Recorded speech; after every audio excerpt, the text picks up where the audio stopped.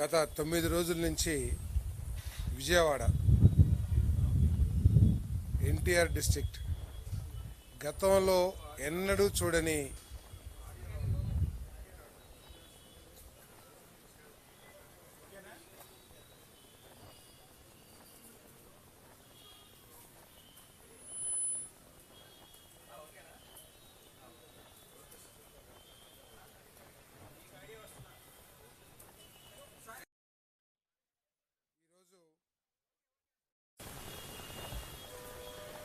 Talk of the nation Chandrababu Naidu గారి పనితీరు ఈ రాష్ట్రంలో ప్రత్యేకంగా ఎన్టీఆర్ జిల్లాలో కనీ విని ఎరగని ఉపద్రవం గురించి అవగాహన ఉన్న ప్రతి ఒక్క వ్యక్తి కూడా ఈరోజు మాట్లాడుకుంటుంది రెండు విషయాలే. విజయవాడకి చరిత్రలో ఎన్నడూ లేని ఉపద్రవం వచ్చింది. ప్రకాశం బ్యారేజ్కి అది నిర్మించిన తర్వాత ఎన్నడూ రాని వరద వచ్చింది. కానీ ఈ రెండింటిని ఎదుర్కోవటంలో అనుభవజ్ఞుడైన విజనరీ అయిన గౌరవ ముఖ్యమంత్రి చంద్రబాబు నాయుడు గారి పనితీరు గురించి దేశమంతా కూడా చర్చించుకుంటుంది. ఎందుకంటే మనం చాలా రాష్ట్రాల్లో చూసింటాం, మన రాష్ట్రంలో కూడా చూసాం. అన్ని రాష్ట్రాలు కూడా ఇటువంటి పరిస్థితులు కొంత తక్కువగా ఎక్కువగా ఎదుర్కొన్నా కూడా ఆ సమస్యని ఎదుర్కొనే విధానం ఏదైతే ఉందో ఈరోజు అందరూ కూడా చంద్రబాబు నాయుడు గారిని మెచ్చుకుంటున్నారని చెప్పేసి మనం చేస్తాను. అంటే ఇటువంటి కష్టకాలంలో ఎవరినో పొగడటం గురించి మాట్లాడటం కాదు, కానీ ఈ ఉపద్రవాన్ని ఎదుర్కోవటం కోసం ఆయన పడ్డ ఈ వరద ప్రారంభమే ఉంటూ ఇక్కడ సహాయ కార్యక్రమాలని పర్యవేక్షించడం జరిగింది. మొత్తం పార్టీ యంత్రాంగాన్ని కానివ్వండి, అధికార యంత్రాంగాన్ని కానివ్వండి, ప్రతి వార్డుకి ఒక మినిస్టర్, ఒక ఐఏఎస్ ఆఫీసరు, ఒక జిల్లా అధికారి, ఒక సచివాలయం అధికారిని ఏర్పాటు చేసి సహాయ కార్యక్రమాలని అనునే ప్రతి క్షణం కూడా పర్యవేక్షిస్తూ ప్రజలు ఎదుర్కొన్న సమస్యలకి పరిష్కారం చూపించింది ప్రభుత్వం అని చెప్పేసి మనం చేస్తాను. ప్రజలు తీవ్ర ఇబ్బందులు పడ్డారు. గతంలో ఎప్పుడు కూడా ఇంత ఇబ్బందులు పడ్డ పరిస్థితులు అయితే మాకైతే జ్ఞాపకం లేవు. ప్రతి గ్రౌండ్ ఫ్లోర్లో ఉన్న ప్రతి ఇల్లు చాలా దాదాపు 140-120 సచివాలయ పరిధిలో చాలా ఇల్లు గ్రౌండ్ ఫ్లోర్లో 6 అడుగుల లోతు 5 అడుగుల లోతు నీళ్లు ప్రవహించి మరి వారి జీవనాన్ని అతలాకుతలం చేసిన పరిస్థితులు మనం కూడా చూసాం. వాళ్ళు చాలా భయాందోళనకు గురయ్యారు. ఏమైపోతుందో అర్థం కాని పరిస్థితి. ఒకరోజు వస్తే సరే రేపు తగ్గిపోతుంది అనుకోవచ్చు, రేపు తగ్గకపోతే ఎల్లుండి తగ్గిపోతుంది అనుకోవచ్చు, కానీ 5-6 రోజులు ఇటువంటి పరిస్థితి ఉంటూనే మరి టీవీల్లో వాతావరణం గురించి అక్కడ ఉధృతమైన భారీ వర్షాలు, ఒక మోస్తరు వర్షాలు, మళ్ళీ అల్పపీడనం, ఇటువంటి వార్తలతో ప్రజలందరూ కూడా మరి చాలా భయాందోళనకు గురయ్యారని చెప్పేసి మనం చేస్తామన్నాను. ఇటువంటి పరిస్థితుల్లో మరి ప్రభుత్వ యంత్రాంగం, మరి ఐఏఎస్ అధికారులు కానివ్వండి, జిల్లా అధికారులు కానివ్వండి, రాష్ట్ర అధికారులు కానివ్వండి, అదేవిధంగా మంత్రులు, శాసనసభ్యులు, తెలుగుదేశం పార్టీ కేడర్ అంతా కూడా క్షేత్రంలోనే ఉండి వాళ్ళకి భరోసా కల్పిస్తాం. ముఖ్యమంత్రి గారు కూడా ఏదో హెలికాప్టర్లో తిరగటమో లేకపోతే మొత్తం సెక్యూరిటీ మధ్యలో ఊరిన పైకి వెళ్ళి చేతులు ఊపేసి రావటమే కాకుండా బురద నీటిలో, డ్రైనేజీ నీటిలో స్వయంగా దిగి సెక్యూరిటీ మెజర్స్ అన్నింటినీ కూడా పక్కన పెట్టి దాదాపు ఆయనకి అవకాశం ఉన్న ప్రాంతాలన్నింటినీ కూడా పర్యటించి ముఖ్యమంత్రి గారు ప్రతి ఒక్కరికి ఒక భరోసా కల్పించారు. జరిగిన కార్యక్రమం చెప్పేసి మనం చేస్తాను.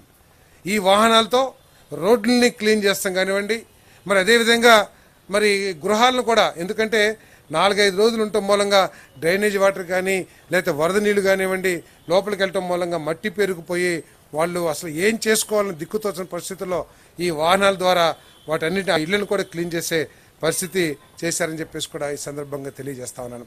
మరి ఈ విధంగా ప్రభుత్వం చిత్తశుద్ధితో పనిచేస్తూ ఉంటే మరి ప్రతిపక్షం బురదలో ఉన్నట్లు బురద రాజకీయాలు చేయడానికి కృషి చేస్తాం. చాలా శోచనీయం అని చెప్పేసి మనం చేస్తాం. అడపా ఎక్కడైనా తప్పులు దొరలొచ్చు, లేకపోతే కొంతమందికి ఏదైనా సహాయ కార్యక్రమాలు అందకపోవచ్చు. వాటన్నిటినీ ప్రజల సమస్యల పరిష్కారం లక్ష్యంతో పనిచేయాలి తప్పితే ప్రతిపక్షం ఇటువంటి కెలామిటీ సందర్భంలో కేవలం బురద జల్లటం కోసమే ప్రయత్నం చేశారని చెప్పేసి మనం చేస్తాను.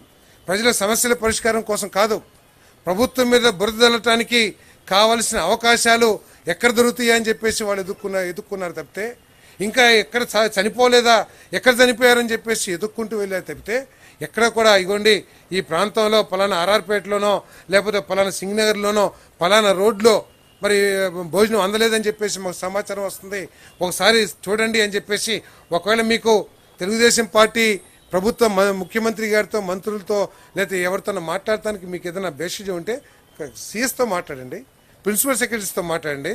అంతేకాని కేవలం బురద జల్లేసేసి మేము ఏదో సాక్షి మీడియాలో వచ్చి దాన్ని చూసి ఆనందపడతాం, ఇది దిగజారుడు రాజకీయం అని చెప్పేసి కూడా ఈ సందర్భంగా తెలియజేస్తా ఉన్నాను. నేను ఈరోజు ఈ ఉపద్రవానికి ఎక్కువగా బాధ్యత వహించాల్సింది 5 సంవత్సరాలు పరిపాలన చేసిన వైఎస్ఆర్ కాంగ్రెస్ ప్రభుత్వం అని చెప్పేసి మనం చేస్తాను. ఎందుకంటే ఇరిగేషన్ కానివ్వండి, డ్రైనేజీ వ్యవస్థను కానీ పూర్తి నిర్లక్ష్యం చేసి ఎంతసేపు తనకు తోచిన తనకు నచ్చిన విషయాలనే ప్రజల్లో గొప్పగా చెప్పుకుంటూ పోయారు తప్పితే, ఒక రాష్ట్రాన్ని కానీ రాష్ట్ర పరిపాలనకు కానివ్వండి, రాష్ట్ర అభివృద్ధికి కానివ్వండి, లేకపోతే రాష్ట్ర భవిష్యత్తుకు కానివ్వండి ఎటువంటి చర్యలు తీసుకోవాలనే ఆలోచన లోపంతో వాళ్ళు పరిపాలన చేశారు. కాబట్టి ఈరోజు అటువంటి సమస్య వచ్చిందని చెప్పేసి మనం చేస్తాను. చెప్పండి, సముద్రంలో కలిసేది కొల్లేరు ద్వారా, ఉప్పుటేరు ద్వారా సముద్రంలో కలుస్తుంది వరదంతా కూడా. ఎప్పుడైనా ఈ 5 సంవత్సరాల్లో అక్కడ తూడు తీయటానికి కానీ, అక్కడ సిల్ట్ తీయటానికి కానీ ఏ రోజైనా ₹1 కోటి ఖర్చు పెట్టారని చెప్పేసి అడుగుతా ఉన్నాను. బుడమేరు డీసిల్టింగ్ కానివ్వండి, తూడి తీస్తానికి కానీ ఎప్పుడైనా ఖర్చు పెట్టారని అడుగుతా ఉన్నాను నేను. మరి కృష్ణా జిల్లాలో డెల్టా ప్రాంతంలో ఇరిగేషన్ కాలువలు ఎంత ముఖ్యమో అదేవిధంగా డ్రైనేజ్ కాలువలు కూడా వ్యవసాయ రంగానికి అంతే ముఖ్యం.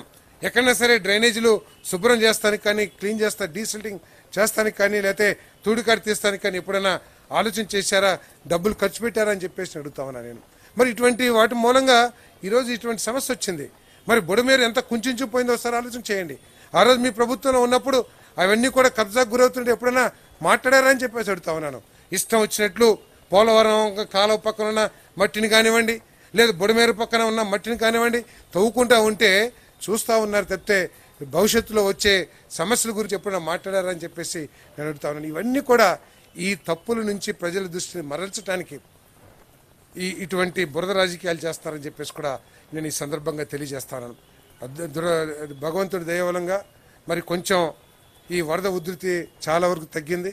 చాలా ప్రాంతాల్లో నీళ్లు కూడా తగ్గిపోయినాయి, మరి ముంపు కూడా తగ్గిపోయింది. ఇప్పుడు బాధ్యత ఏంటంటే ప్రభుత్వానికి ఏదైతే ముఖ్యమంత్రి గారు సమీక్షిస్తున్నారో, పర్యవేక్షిస్తున్నారో శానిటేషన్ ప్రతి చోట్ల కూడా చాలా బాగా చేస్తున్నారని చెప్పేసి ప్రజలందరూ కూడా చెప్తున్నారు. ఎక్కడైనా కూడా జరగకపోతే వాటిని సరి చేసుకుంటానికి ప్రభుత్వం సిద్ధంగా ఉంది. వెంటనే చర్యలు తీసుకుంటానికి కూడా ప్రభుత్వ అధికారులు సిద్ధంగా ఉన్నారని చెప్పేసి మనం చేస్తా ఉన్నాం. అదేవిధంగా ఎన్యూమినేషన్ ఇప్పుడంతా ప్రజలు, నేను కృష్ణలంకలో పొద్దు నుంచి తిరుగుతా ఉన్నా, నేను అందరూ కూడా బాధలో నుంచి కొంచెం బయటకు వస్తూ ఆ బాధలో కూడా ఈ ప్రభుత్వం మాకు భరోసా కల్పించింది, ఈ ప్రభుత్వం మమ్మల్ని ఆదుకుంటానికి ప్రయత్నం చేసింది అనే నమ్మకంతో, అభిప్రాయంతో ప్రజలందరూ కూడా ఉన్నారని చెప్పేసి మనం చేస్తా ఉన్నాం. వాళ్ళంతా కూడా నమ్మకంతో ఉన్నారు. రాబోయే రోజుల్లో శానిటేషన్ పట్ల కానివ్వండి, వాళ్ళకి నష్టపరిహారాన్ని అందించడంలో కానివ్వండి ప్రభుత్వం న్యాయం చేస్తుందని చెప్పేసి వాళ్ళు నమ్మకంతో ఉన్నారు. వాళ్ళందరికీ కూడా భరోసా కల్పిస్తుంది ప్రభుత్వం. ప్రతి ఒక్కరికి కూడా నష్టపరిహారం అందించడం లక్ష్యంగా ఏదో అరకొరగా చేసేసి మేము చేసేసామని ప్రచారం చేస్తానికి మేము సిద్ధంగా లేం. ప్రతి ఇంటిని కూడా మరి నష్టపోయిన ప్రతి ఇంటికి మరి నష్టపరిహారాన్ని అందించాలని చెప్పేసి ఈ ప్రభుత్వం కృషి చేస్తుందని చెప్పేసి నేను మనవి చేస్తా ఉన్నా. నేను మరి ప్రాథమిక అంచనా ప్రకారం దాదాపు 2,40,000 నుంచి 2.5 లక్షల దాకా గృహాలు నష్టపోయాయని చెప్పేసి అంచనా వేస్తూ ఉన్నారు. ఇంకా ఎక్కువగా ఉన్నా కూడా ఎటువంటి సమస్య లేదు. మరి వీటన్నిటినీ కూడా ఎన్యూమరేట్ చేస్తానికి 1,700 టీంని ఈ ప్రభుత్వం ఏర్పాటు చేసిందని చెప్పేసి మనం చేస్తాను. ప్రతి టీంలో కూడా మరి deputy tahsildar, revenue inspector, welfare assistant, ఒక పోలీస్, వీళ్ళందరితో ఒక టీం ఏర్పాటు చేసి ప్రతి సచివాలయానికి ఒక ఐఏఎస్ అధికారి, ఒక డిస్ట్రిక్ట్ స్థాయి అధికారి, దానికి తోడు ప్రజాప్రతినిధుల్ని పర్యవేక్షించడానికి ఏర్పాటు చేసి ప్రతి చోట కూడా ఎన్యూమరేషన్ ట్రాన్స్పరెంట్గా చేయమని చెప్పేసి మరి ఒక యాప్ కూడా ఏర్పాటు చేసింది ప్రభుత్వం. దాంట్లో అన్ని ఏదైతే ఎన్యూమరేట్ చేశారో అవన్నీ కూడా దాంట్లో యాప్లో అప్లోడ్ చేస్తారు. ఎవరిదైనా లేకపోతే తప్పకుండా అధికారులను సంప్రదించండి, వాళ్ళందరికీ కూడా న్యాయం చేస్తామని చెప్పేసి కూడా ఈ సందర్భంగా తెలియజేస్తామని నేను. మరి చాలామంది ఈ నష్టాన్ని, ఎందుకంటే ఇది చాలా సుదీర్ఘకాలం వరదలు కొనసాగినాయి కాబట్టి దాదాపు 9 రోజులు కొనసాగినాయి కాబట్టి మరి చాలామంది ఇళ్ళకి తాళం వేసి వాళ్ళ బంధువుల ఇళ్ళకో లేకపోతే దూర ప్రాంతాలకు వెళ్ళారు. వాళ్ళు కూడా ఇటువంటి అధైర్యపడక్కర్లేదు. మీరు ఇంటికి తిరిగి వచ్చిన తర్వాత మీ ఇల్లు డీటెయిల్స్ కనుక ఎన్యూమరేట్ కాకపోతే దయచేసి మీరందరూ కూడా స్థానిక అధికారులు కానివ్వండి, స్థానిక ప్రజాప్రతినిధులు కానివ్వండి, లేదా తెలుగుదేశం నాయకులు కానివ్వండి, మీరు సంప్రదించండి. తప్పకుండా మీకు న్యాయం చేస్తారని చెప్పేసి ఈ సందర్భంగా తెలియజేస్తా ఉన్నాను నేను. మరి అదేవిధంగా జిల్లాలో కూడా మరి చాలా చోట్ల రైతులు తీవ్రంగా నష్టపోయారు. ఎందుకంటే ఈ అధిక వర్షాల మూలంగా వరి పంట అన్నీ కూడా మునిగిపోయినాయి, హార్టికల్చర్ పంటలన్నీ కూడా నష్టపోయినాయి. రైతులు కూడా అధైర్యపడక్కర్లేదు, అక్కడ కూడా మరి ఎన్యూమరేట్ చేసి వాళ్ళకు కూడా నష్టపరిహారం అందిస్తామని చెప్పేసి మనం చేస్తాను. మరి నూజివీడు, గన్నవరం ఇటువంటి ప్రాంతాల్లో, నూజివీడులో చాలా చెరువులన్నీ కూడా బ్రీచ్ అయినాయి, చాలా కట్టలు కొట్టుకుపోయినాయి.